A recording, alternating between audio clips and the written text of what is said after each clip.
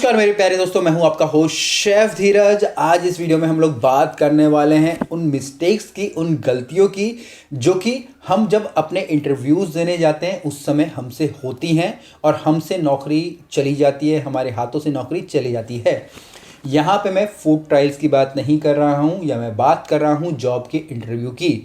कहने का मेरा मतलब है, जब आप आपके रिज्यूम्स किसी एचआर को देते हो, किसी शेफ़ को देते हो और आपको वो बुलाने के बाद बोलता है कि भाई आपकी नौकरी नहीं लग रही है या आपको वो जवाब ही नहीं देता है, या आप इसको दूसरे शब्दों में सोचें या समझें कि आपको नौकरी में नहीं रखा जाता है, तो यहाँ पे क्या मिस्टेक्स होती हैं उस दौरान आपको वो समझना है, ताकि जब भी आप आगे जाओ इस वीडियो को देखने के बाद ये सारी की सारी गलतियाँ ना करें, ना आपसे हों और आप उस इंटरव्यू में या तो सेलेक्ट हो जाओ, ठीक है जी, या फिर आप समझ जाओ कि आपने क्या गलतियां करी हैं। तो दोनों ही सूरतों में आपकी ये जो वीडियो है वो हेल्प करने वाली है।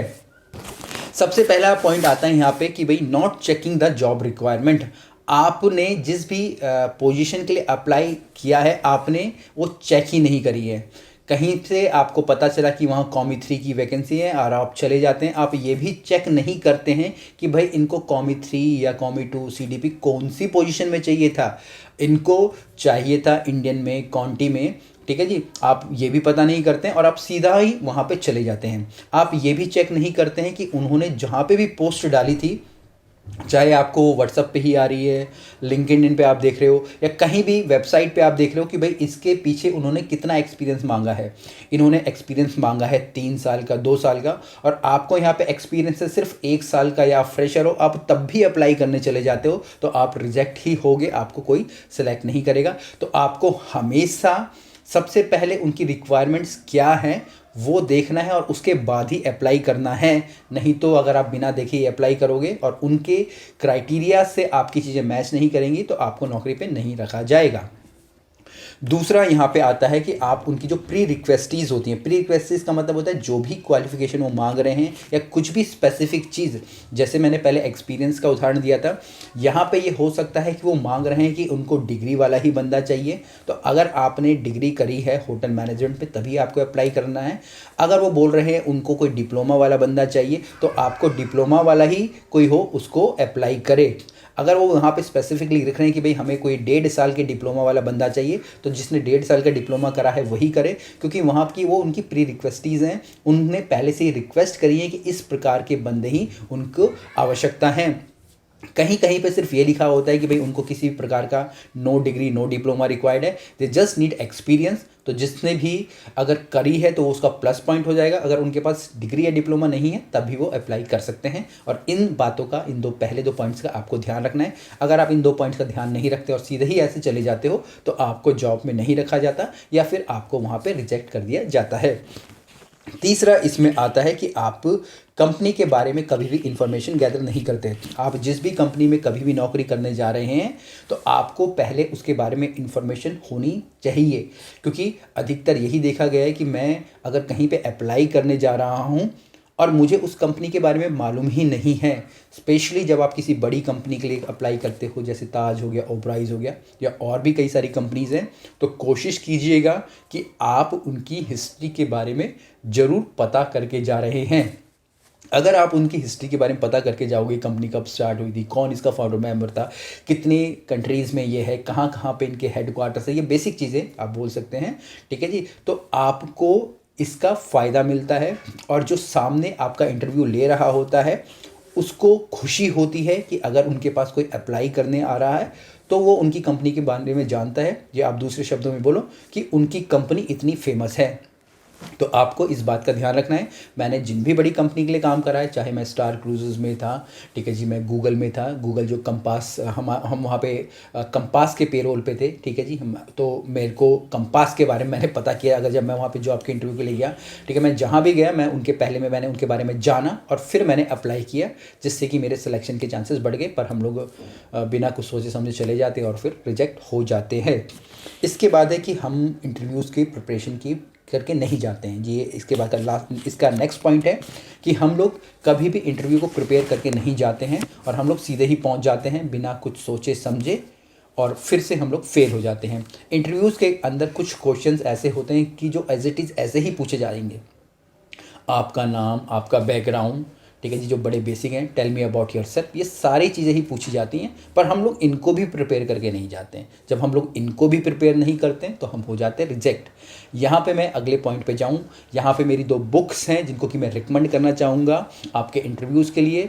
एक हमारी यहाँ पे इंटरव्यूज़ की बुक है जो कि आप किसी भी कुजीन के हैं, चाहे इंडियन कॉन्ट्री कोई भी है, आप इसको यूज़ कर सकते हैं, ठीक है जी, आप अपने इंटरव्यूज़ के लिए। दूसरी मेरी शिप की बुकलेट है, वो आप शिप के इंटरव्यू के लिए यूज़ कर सकते हैं। इन 2 बुक को मैं रेकमेंड करूँगा, आप इनको ले सकते हैं और अपने इंटरव्यूज़ में अपने पासिंग के चांसेस बढ़ा सकते हैं। तो जब आप अपना इंटरव्यू प्रिपेयर कर लेते हैं और आप एक बोल सकते हैं कि आप कॉन्फिडेंट हो जाते हैं उस चीज़ में, तो आप अपने इंटरव्यूज़ में भी पास हो जाते हैं। इसके बाद आती है बात आपकी ग्रूमिंग की। आप प्रॉपर्ली ग्रूम्ड होकर नहीं जाते हैं, आपकी शेविंग आई हुई है, नाखून बड़े पड़े हैं, ठीक है जी, मुंह से आपके बदबू आ रही है, तो इन सब चीज़ों का भी आपको ध्यान रखना है।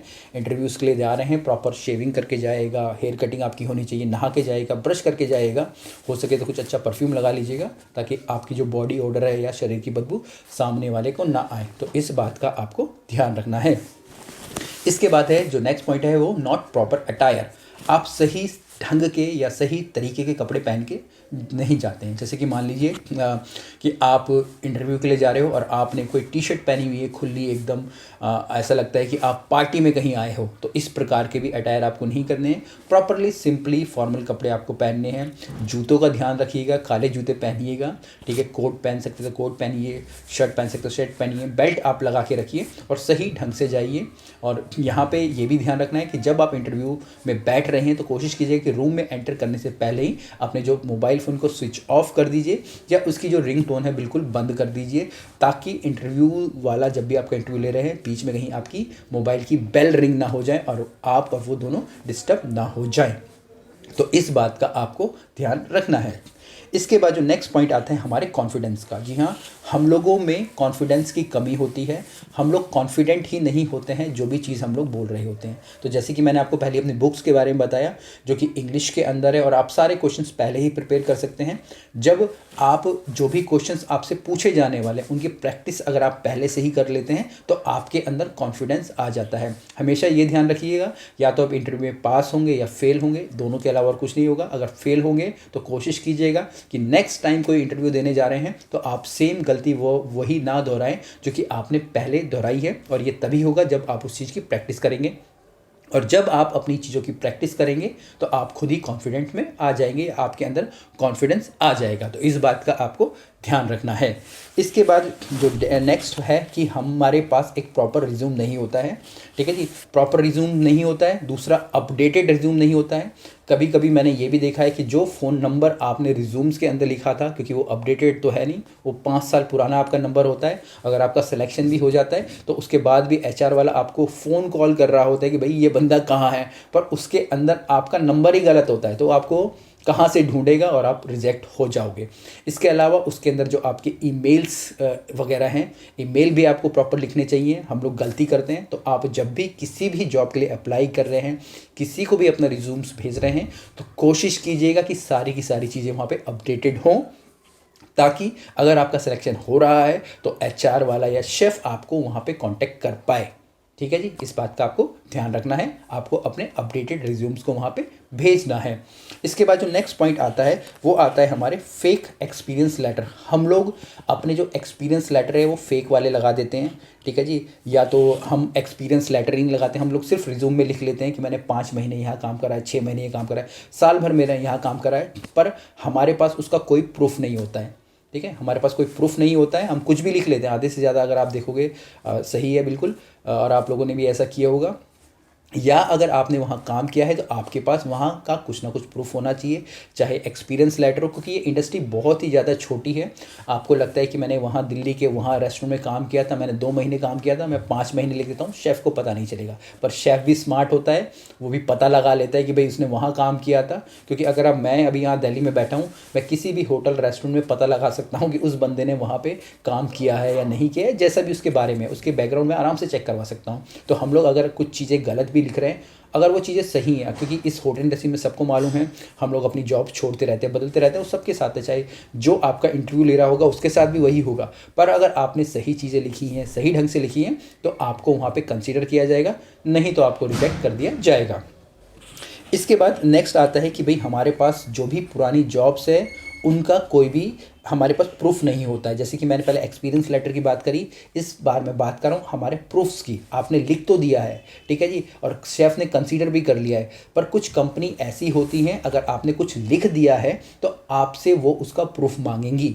अगर आपके पास प्रूफ नहीं है और आपको बोला गया है कि भाई आपको 5 साल का एक्सपीरियंस है और आपने तो वहाँ 10 साल का एक्सपीरियंस लिख दिया है अपनी मर्जी से, पर जब आपको प्रूफ करने के लिए बोला जाए, सबूत मांगे जा रहे हैं आपसे, तो आपके पास कोई सबूत नहीं है, ना कोई एक्सपीरियंस लेटर है, कुछ भी नहीं है, तो आपका जो एक्सपीरियंस है वो 10 साल से घट के सिर्फ 4 साल का रह जाएगा, या जब तक आप अपने एक्सपीरियंस लेटर को दिखा रहे हो। तो इस प्रकार से भी चीज़ें होती हैं, और जब आपकी स्क्रूटनिंग होती है या प्रॉपर चीज़ों को चेक किया जाता है, ठीक है जी, तो फिर आपको वहाँ पे रिजेक्ट कर दिया जाता है। और सबसे लास्ट में यहाँ पे आता है हमारे बैकग्राउंड वेरिफिकेशन का। कई सारी कंपनीज़, अगर आपने फूड ट्रायल सब कुछ दे दिए हैं, उसके बाद भी आपकी बैकग्राउंड की वेरिफिकेशन करवाती हैं, कहीं आप कोई चोर तो नहीं, आतंकवादी तो नहीं, ऐसा भी होता है। जी हाँ, जिस समय मैंने गूगल में ज्वाइन किया था या मैं कतर एयरवेज़ में था, तो मैंने प्रॉपर सारी की सारी चीज़ें करवाई थी, इवन जैसे पुलिस वेरिफिकेशन हम लोगों की हुई थी, ठीक है। तो अगर ये सारी चीज़ों में भी आप गलत हैं तो आपका वहाँ पे रिजेक्शन हो जाता है और आप फेल हो जाते हो, क्योंकि ये सारी की सारी चीज़ें पहले ही चेक कर ली जाती हैं कि आप नेक्स्ट राउंड में जाएं, उससे पहले ही ये सारी चीज़ चेक हो जाती हैं। तो यहाँ लगभग मैंने 10 करीब पॉइंट्स बता दिए हैं जो कि आपको इंटरव्यू के समय ध्यान में रखना चाहिए। इनमें से कुछ भी गलती हो रही है, नेक्स्ट टाइम जाने से पहले उसको सुधारिए, ठीक है जी, और फिर अपने इंटरव्यू के लिए जाइए। मैं वीडियो को ख़त्म करूंगा, कुछ भी क्वेश्चंस और कमेंट्स तो नीचे जरूर लिखिएगा। बाकी जो 2 बुक मैंने रेकमेंड की हैं आप उन्हें ले सकते हैं, जिनका कि लिंक नीचे मिल जाएगा। फिर मिलेंगे एक नए वीडियो में, तब तक के लिए जय हिंद।